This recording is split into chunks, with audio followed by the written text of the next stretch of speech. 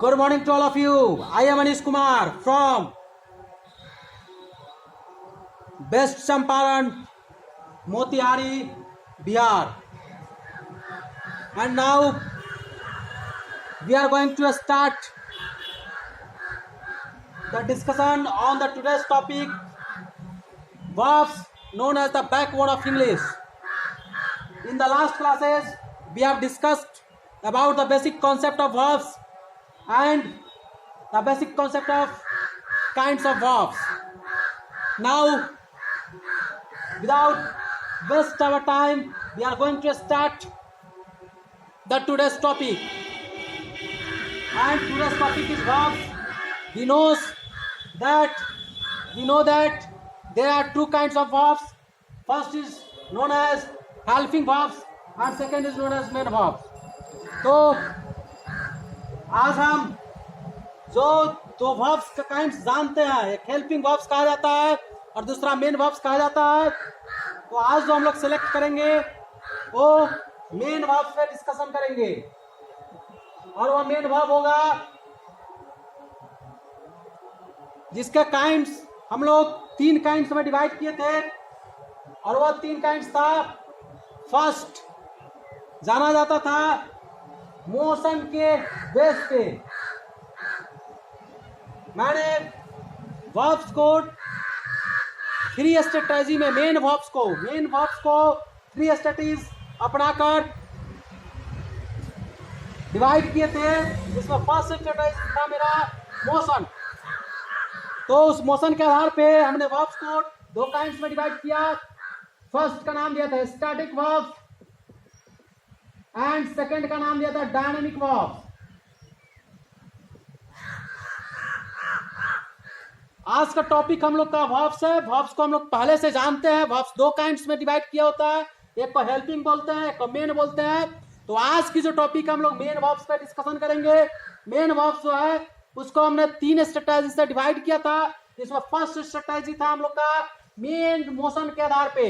Main verbs को हम लोग मोशन के आधार पे जो डिवाइड किए थे, उस डिवाइड को दो काइंड्स में डिवाइड किए थे। फर्स्ट का नाम स्टैटिक था, स्टैटिक वर्ब्स, एंड सेकेंड का नाम डायनेमिक वर्ब्स। स्टैटिक वर्ब्स का लिस्ट आपको फर्स्ट वर्ब की क्लास में ही हमने दे चुका हूं और बहुत ही बेहतर एक लव स्टोरी पे आपकी संपूर्ण वो स्टैटिक वर्ब्स को कंप्लीट कराया गया है। तो आप जरूर उस वीडियो को देखें और उम्मीद करता हूं कि अगर आप उस वीडियो को देखते हैं तो आपकी हर स्टैटिक्स की समस्या वहां पे खत्म हो जाएगी और आजीवन कभी नहीं होगी। तो चलिए थोड़ा सा डिस्कशन कर लेते हैं। जो स्टैटिक याद करना है याद रखिए, आप वीडियो को जाकर देखिए। स्टैटिक वर्ब्स का वीडियो जो है फर्स्ट क्लास में है, पूरे लव स्टोरी पे आपको वो याद कराया गया है, तो आप उसको जरूर देखिए। चलिए स्टैटिक्स बोलते क्या है। स्टैटिक्स का मतलब समझना है अभी। स्टैटिक वर्ड्स का डिक्शनरी में अर्थ होता है स्थिर। और स्थिर का मतलब हो गया जिसमें कोई मोशन नहीं हो, रुका हुआ हो, रुकावट हो। और रुकता वही है जो दिखता नहीं है। जो दिखेगा वह कभी रुकेगा नहीं। एक मेरा अपना अनुमान है कि जो चीज दिखेगा वह कभी रुकता नहीं है और जो रुकता है वह कभी दिखता नहीं है।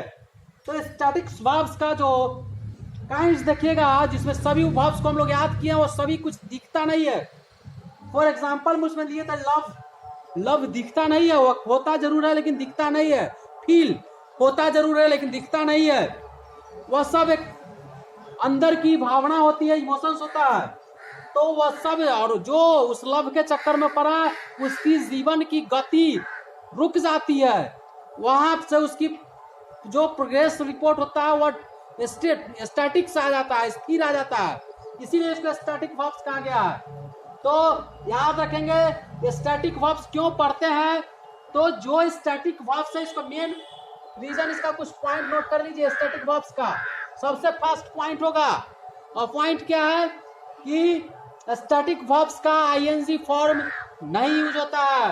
तो लिख सकते हैं वी नेवर यूज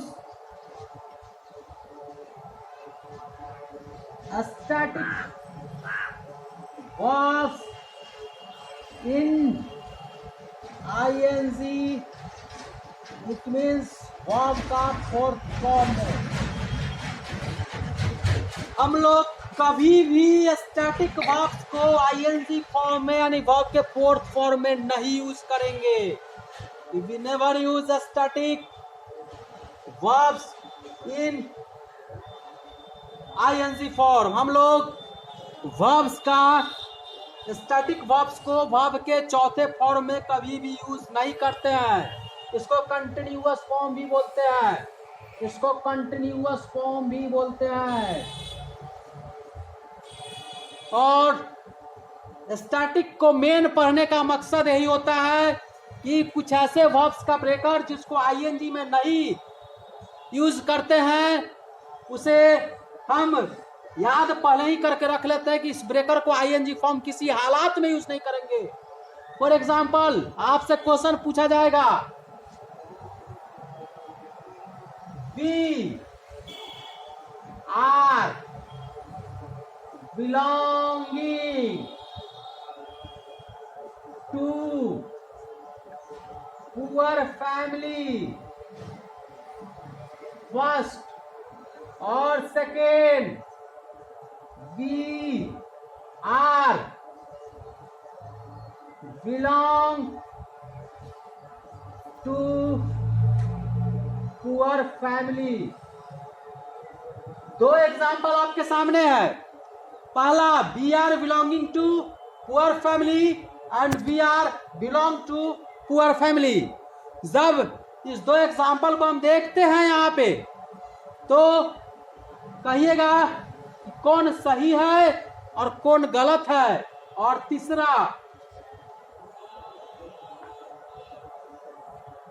और इसका तीसरा एग्जाम्पल लिख देते हैं यहाँ पे, we belong to poor family. Third example हुआ। फर्स्ट एग्जाम्पल क्या है, we are belonging to poor family।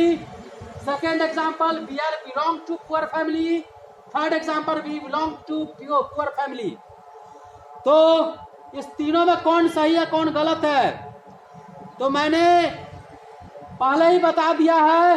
Belonging sorry यहाँ आईएनजी होगा बिलोंगिंग। तो मैंने पहले बताया है कि बिलोंग जब स्टैटिक वर्ब्स पढ़िएगा तो उसमें देखिएगा बिलोंग स्टैटिक वर्ब्स में आता है। और हम लोग जानते हैं कि स्टैटिक वर्ब्स का आईएनजी फॉर्म नहीं यूज होता है, इसलिए ये वाला गलत है, सरासर गलत है, यानी कि पहला नंबर सेंटेंस गलत हो गया। दूसरा सेंटेंस करा, we are belong to poor family, यह हेल्पिंग वर्ब है। और हेल्पर का कभी भी V1 के साथ नहीं लगता है हेल्पर, इसलिए ये भी सेंटेंस गलत हो गया। आगे पढ़ेंगे। और अगला कह रहा है we belong to poor family, यह सही है। हम लोग पुअर फैमिली से बिलोंग करते हैं या हिंदी में कह दे कि हम लोग पुअर फैमिली से बिलोंग कर रहे हैं, उस दोनों का एक ही हिंदी होगा, इंग्लिश होगा, we belong to poor family. इसको आप लोग नोट कीजिए। कैसे नोट करना है, पहले वर्ब्स को मेन वर्ब्स के बारे में चलते हैं। हम लोग स्टैटिक वर्ब्स लिया है, स्टैटिक वर्ब्स में लिख लीजिएगा note, we never use static verbs in ING form, it means continuous form.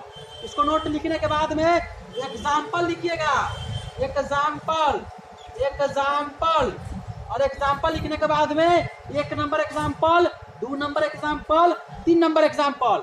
और पहला को कट कर दीजिएगा यानी गलत, दूसरे को भी कट कर दीजिएगा यानी गलत, और तीसरा को टिक मार दीजिएगा यानी सही।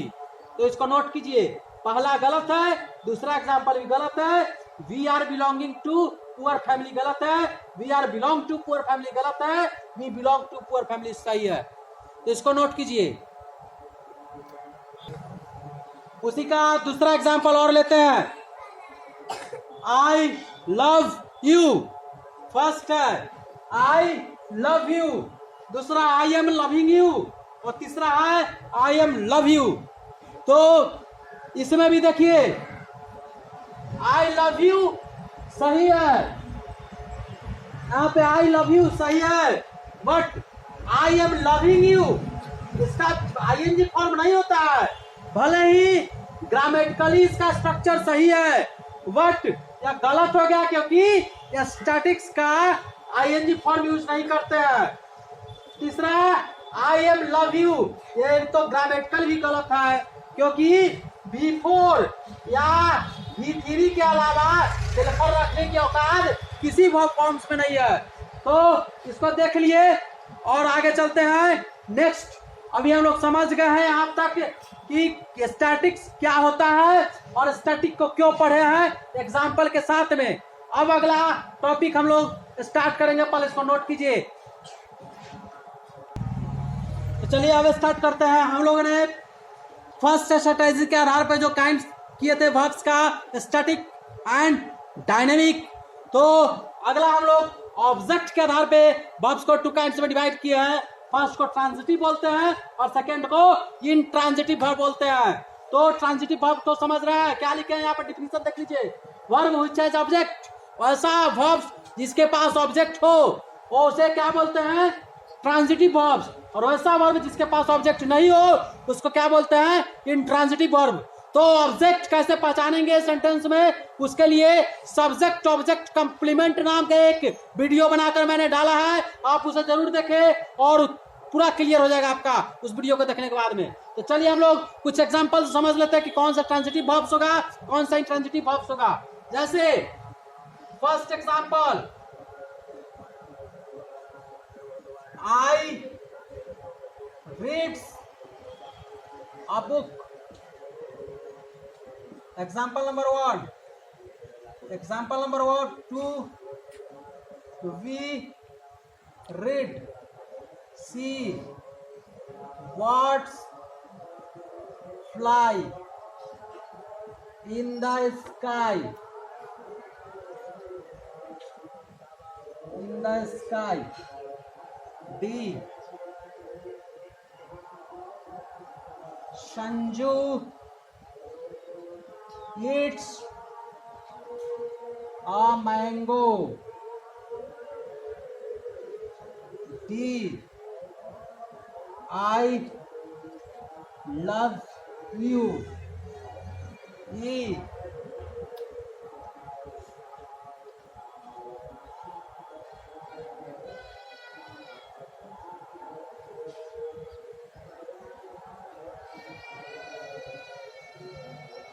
Raju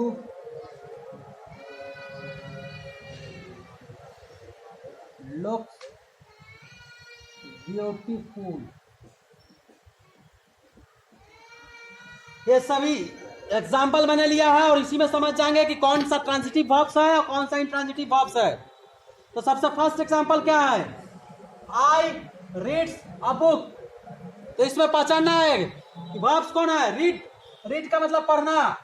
वर्ब्स के पास ऑब्जेक्ट है कि नहीं है, इसको देखना है। तो देखिए रीड्स पढ़ना, पढ़ने का काम किस पे पढ़ रहा है, बुक पे। यानी कि पढ़ाई का जो काम है उसको, काम को जिस पे प्रभाव पड़ रहा है, जिस पर असर पड़ रहा है वो बुक है। यानी कि काम के प्रभाव को एक्सेप्ट करने वाला ही सेंटेंस में ऑब्जेक्ट कहलाता है। तो ये चैप्टर वीडियो जाकर मैं बार बार कर रहा हूँ, दिक्कत हो ऑब्जेक्ट पहचानने में आप जाकर वीडियो देखिए, सब्जेक्ट ऑब्जेक्ट कंप्लीमेंट। तो इसे ऑब्जेक्ट है, तो जिसके पास ऑब्जेक्ट है वो वर्ब ट्रांजिटिव वर्ब होगा, टीवी यानी ट्रांजिटिव वर्ब्स। नेक्स्ट देखिए, बी रीड, हम लोग पढ़ते हैं, इसके आगे कोई ऑब्जेक्ट नहीं दिया है, लंगटा छोड़ दिया सेंटेंस को, यानी इसके आगे ऑब्जेक्ट नहीं है तो इसके पास कोई ऑब्जेक्ट ही नहीं है, इसलिए यही रीड। देखिए यही रीड, मैं बार बार बोल रहा हूँ, थोड़ा ध्यान दीजिएगा। बहुत ऐसे वर्ब्स है जिसका यूज अगर ट्रांजिटिव के तरह करे तो वह ट्रांजिटिव हो जाएगा, यूज अगर इंट्रांजिटिव के तरह करे तो इंट्रांजिटिव हो जाएगा। इसलिए रट कर नहीं पढ़ सकते हैं कि यह वर्ब ट्रांजिटिव भी हो जाएगा या यह वर्ब इंट्रांजिटिव भी हो जाएगा। इसीलिए मैंने ऐसा दिया है एग्जाम्पल आपको। यही रीड्स, यहाँ पे ऑब्जेक्ट लेकर आया तो ट्रांजिटिव वर्ब हो गया, लेकिन यही रीड यहाँ पे ऑब्जेक्ट लेकर नहीं आया तो यह इंट्रांजिटिव वर्ब हो गया। आई वी इंट्रांजिटिव वर्ब। अगला देखिए, birds fly in the sky, birds उड़ती है, चिड़िया उड़ती है। उड़ने से कहाँ उड़ती है? आकाश में। लेकिन उड़ने से आकाश को कोई फर्क नहीं पड़ रहा है। आकाश में उड़ेगा तो आकाश छोटा नहीं हो जाएगा, आकाश में चिड़िया उड़ेगा तो आकाश बहुत बड़ा नहीं हो जाएगा। यानी कि इसके उड़ने से इस आकाश को कोई फर्क ही नहीं पड़ता है। या इन द स्काई जो है यह सिर्फ बर्ड्स के बारे में एक्स्ट्रा इंफॉर्मेशन दे रहा है। तो सब्जेक्ट या ऑब्जेक्ट के बारे में एक्स्ट्रा इंफॉर्मेशन देने वाले को कंप्लीमेंट बोलते हैं। कंप्लीमेंट है, उसमें भी यह सब्जेक्ट का कह दे रहा है, इसलिए इसको सब्जेक्ट कंप्लीमेंट बोल सकते हैं। इसके पास ऑब्जेक्ट नहीं है, इसलिए यह फ्लाई जो हो गया या क्या हो गया? इंट्रांजिटिव वर्ब हो गया। आई भी इंट्रांजिटिव वर्ब। दूसरा है Sanju Yeats a mango, Sanju एक आम खाती है। अब बताइए, ईट्स है, ईट्स का मतलब खाना। खाना किसको चालू है? आम को चालू है। इस कार्य को होने से आम पे प्रभाव पड़ रहा है। जब आम को खाया जाएगा तो बड़ा आम घटते घटते छोटा होके खत्म हो जाएगा, खाली बचेगा आठी, बजर आठी। तो इसलिए यहाँ पे इसका प्रभाव आम पे पड़ा। तो वर्ब्स के एक्शन का प्रभाव को एक्सेप्ट करने वाला ही वर्ब्स का ऑब्जेक्ट कहलाता है। इसलिए इसके पास में ऑब्जेक्ट है, और जब इसके पास में ऑब्जेक्ट है तो यह वर्ब ट्रांजिटिव वर्ब होगा। टीवी इट्स इसमें क्या हो जाएगा? Transitive verb. आगे देखिए, आई लव यू, मैं तुमसे प्यार करता हूँ। यहाँ पे लव मिस वर्ब है, प्यार करना। और प्यार करने का असर किस पे पड़ रहा है? तुम पे पड़ रहा है। जब प्यार करेंगे तो उस पे असर पड़ेगा। इसका या लव का, इस वर्ब का असर लेने वाला यू यहाँ पे विराजमान है। अगर प्यार जब हम करेंगे तो उस पे खर्चा बढ़ेगा, उसका पॉकेट खर्चा बढ़े, कभी पार्टी में जाना होगा तो खर्चा बढ़ेगा। यानी सामने वाला पे इस प्यार का असर पड़ रहा है, पढ़ाई छूटेगा, दिमाग घौंजियाएगा। यह असर लेने वाला यू विराजमान है, इसीलिए यह इसके पास ऑब्जेक्ट है। और जब ऑब्जेक्ट है तो यह लव यहाँ पे ट्रांजिटिव वर्ब हो गया। आगे क्या है? राजू लुक्स, सॉरी रंजू लिख दीजिए इसको, रंजू। रंजू लुक्स ब्यूटीफुल, रंजू सुंदर दिखती है। या लुक्स मिस होता है दिखना, और उसको सुंदर दिखने से, सुंदर या खूबसूरत दिखने से उसको ब्यूटीफुल पे कोई फर्क नहीं पड़ रहा। यह एक्स्ट्रा इंफॉर्मेशन है रंजू के बारे में कि रंजू सुंदर दिख रही है कि छुछुंदर दिख रही है।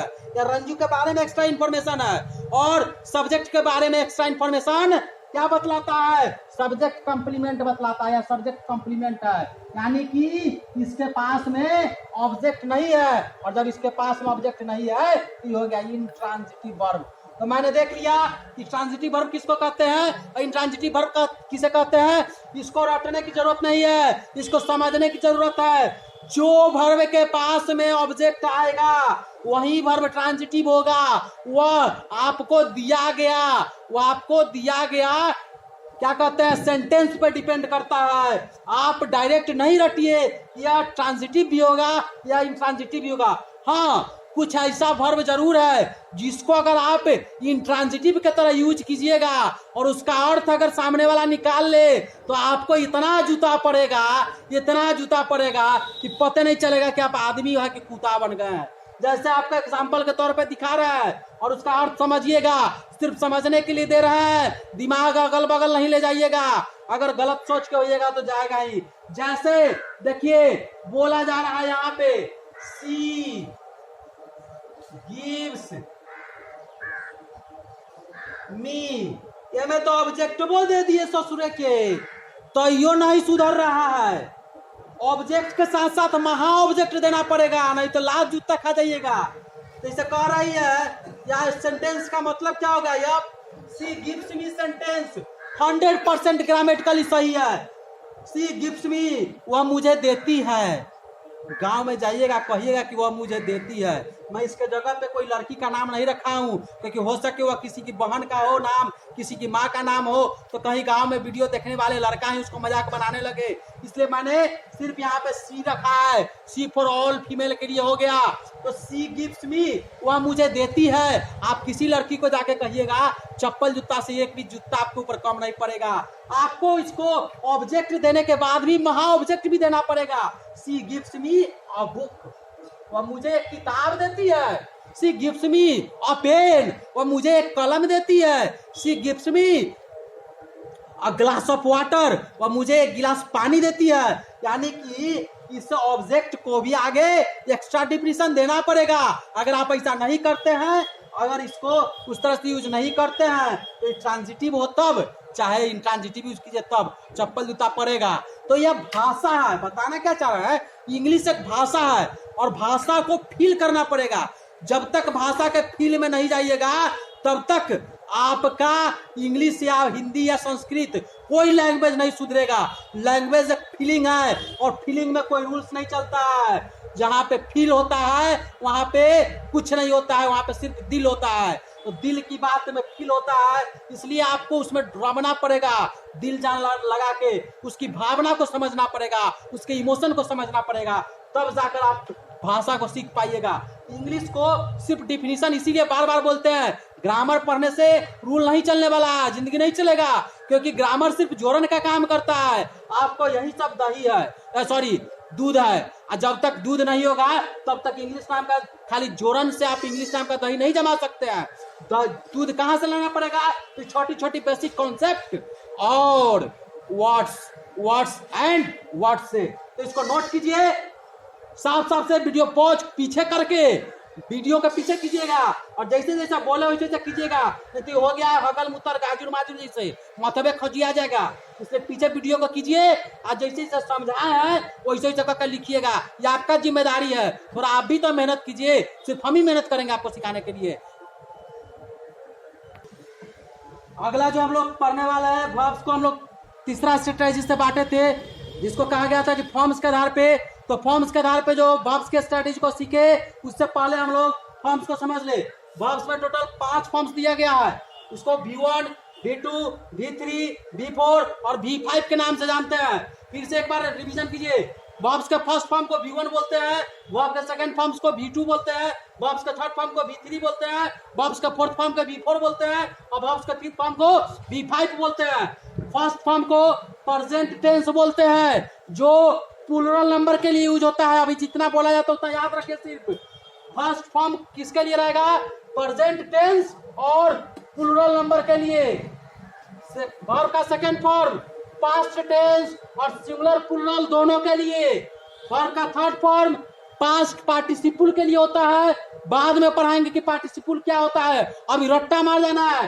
थर्ड फॉर्म जो होता है पास्ट पार्टिसिपल के लिए होता है और सिंगुलर प्लूरल दोनों के लिए यूज होता है। वर्ब का फोर्थ फॉर्म प्रेजेंट पार्टिसिपल के लिए होता है और वर्ब का सिंगुलर और प्लूरल दोनों के लिए यूज होता है। और वर्ब का फिफ्थ फॉर्म, पांचवा जो फॉर्म है, वह प्रेजेंट टेंस के लिए ही यूज होता है और वह किसके लिए, सिंगुलर नंबर, सिर्फ एक आदमी के लिए, सिंगुलर पर्सन के लिए यूज होता है। तो एक बार और रिवीजन कीजिए। पहला फॉर्म और आखिरी फॉर्म, पहला और पांचवा प्रेजेंट के लिए, पहला प्रेजेंट के प्लूरल के लिए और पांचवा प्रेजेंट का सिंगुलर के लिए। दूसरा पास्ट के लिए, सिंगुलर और प्लूरल दोनों के लिए। तीसरा पास्ट पार्टिसिपल के लिए, सिंगुलर प्लूरल दोनों के लिए। और चौथा प्रेजेंट पार्टिसिपल के लिए, सिंगुलर प्लूरल दोनों के लिए। इसका दूसरा नाम भी देख लीजिए। V2 को ईडी फॉर्म बोलते हैं, V3 को ईडी फॉर्म बोलते हैं और V4 को ING फॉर्म बोलते हैं, ING फॉर्म।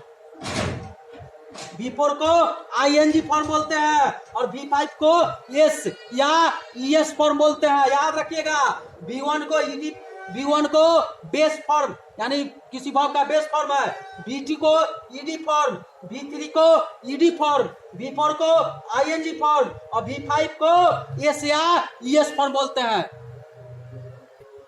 तो वर्ब को फॉर्म्स को हम लोग याद किए हैं ना।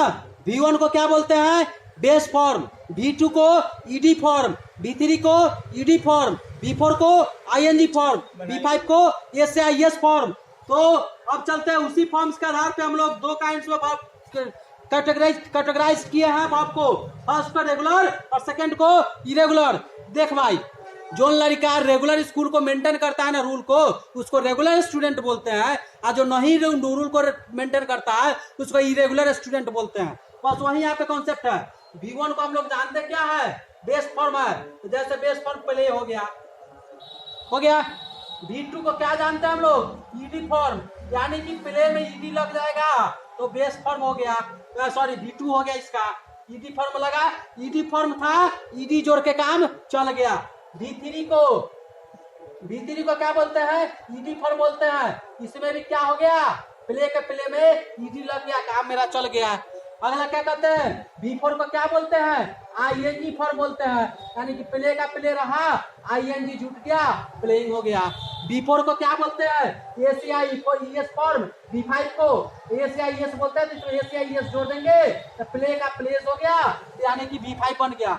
यानी कि जो ऊपर से फॉर्म्स था, जो रूल्स था, उस रूल्स को मेंटेन कर लिया, तो जो वर्ब मेंटेन कर ले, जैसे play base form, ED form में ईडी जुटा, ईडी में ईडी जुटा, आईएनजी फॉर्म में आईएनजी ही जुटा, और एस फॉर्म में एस ही जुटा, तो जो रूल्स को मेंटेन कर लिया वो रेगुलर वर्ब कहलाया। कौन सा वर्ब कहलाया, रेगुलर। और जो रूल्स को नहीं मेंटेन करेगा उसको क्या बोलेंगे, इरेगुलर वर्ब। जैसे ब्लीड हो गया, ब्लीड भी फॉर्म हो गया V1, इसका V2 बनाने के लिए कर देते हैं ब्लेड।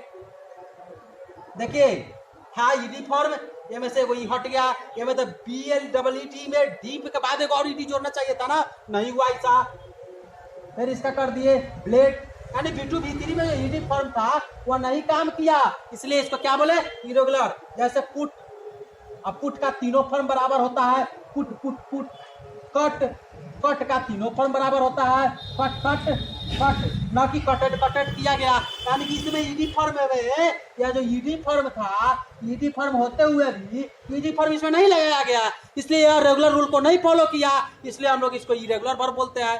तो मुझे उम्मीद है कि आपको वर्ब्स का जो काइंड्स होता है उस सबको बढ़िया से बेसिक कॉन्सेप्ट आपके अंदर में आ गया होगा।